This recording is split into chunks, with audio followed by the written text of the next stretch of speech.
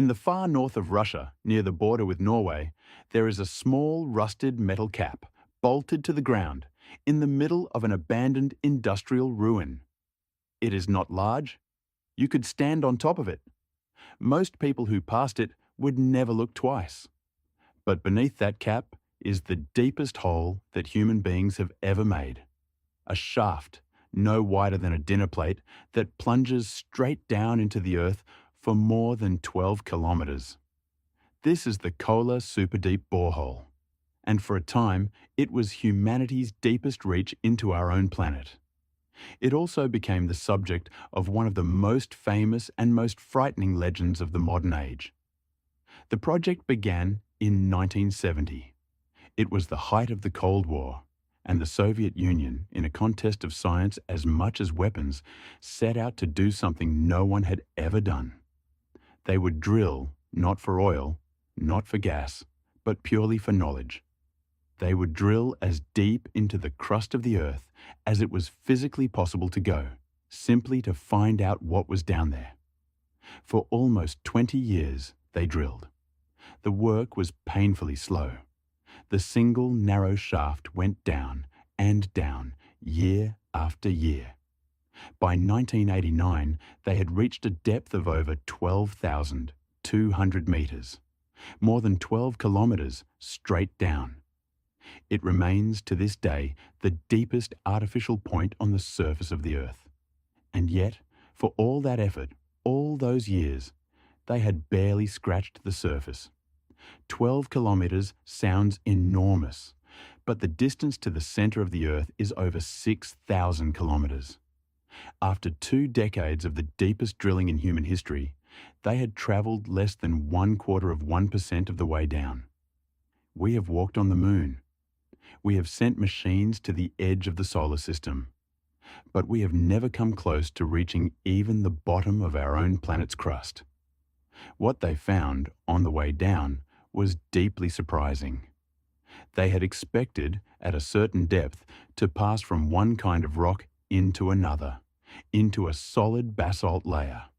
Instead, they found fractured granite soaked with water.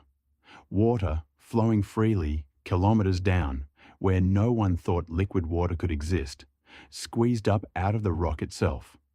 And deeper still, they found something that should not have been there: microscopic fossils, the tiny remains of ancient sea creatures, plankton, preserved in the rock, more than 6 kilometres beneath the surface. Life from a vanished ocean, buried in the deep stone. And then there was the heat. As they drilled, it grew hotter and hotter, far faster than anyone had predicted. By the bottom of the hole, the temperature had reached around 180 degrees. So hot that the rock no longer behaved like solid stone. It became soft, almost plastic. The drill bit struggled. The walls of the hole began to flow slowly, like warm wax, closing in on the shaft. In the end, it was the heat that stopped them. They had hoped to reach 15 kilometres, but at 180 degrees, with the rock turning to putty around the drill, it became impossible to go any further. The deepest hole in the world had reached its limit, not because of machinery, but because the earth itself grew too hot and too soft to allow it.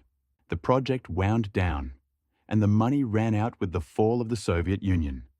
The site was abandoned, and the deepest hole humanity has ever made was sealed, with that small rusted metal cap, and left to the silence of the far north. But the Kola borehole left behind more than science. In the years after, a story began to spread around the world. It said that the Soviet drillers, deep in the hole, had broken through into a vast, hot cavern, that they had lowered a microphone down into it, and that what they recorded, rising up out of the deep, was not the sound of machinery or of rock. It was screaming. The tormented screams of countless human voices, as if the drill had broken through, not into rock, but into hell itself. The legend grew. It was said the temperatures at the bottom had hit 1,000 degrees, that the drillers had fled in terror.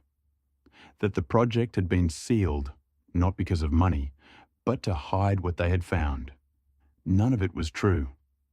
The screaming recording was a hoax, stitched together from a horror film. The real temperatures, while extreme, were nothing like 1,000 degrees. The hole was closed for ordinary reasons: money and heat and the end of an era.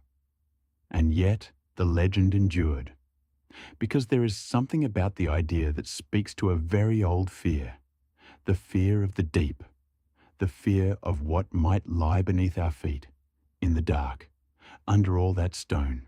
The truth of the Kola borehole is, in its own way, just as strange as the legend. Liquid water where none should be, the ghosts of ancient life, fossilized kilometres down, and rock so hot it flows like wax, sealing the hole behind us. We drilled the deepest hole in the history of our species, and the earth, calmly, quietly, began to close it again.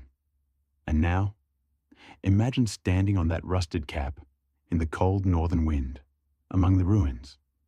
Beneath your feet, a shaft falls away into the dark, deeper than any hole ever made. 12 kilometres of rock, growing hotter the further down you go. We reached as far as we could. We touched water that had never seen the sky, and the bones of creatures that died in an ocean that no longer exists. And then the planet grew too hot to let us go any further. We like to think of the ground beneath us as solid and known and safe. But we have never truly been down there. We have only knocked once on the door of the deep, and the deep very gently knocked back.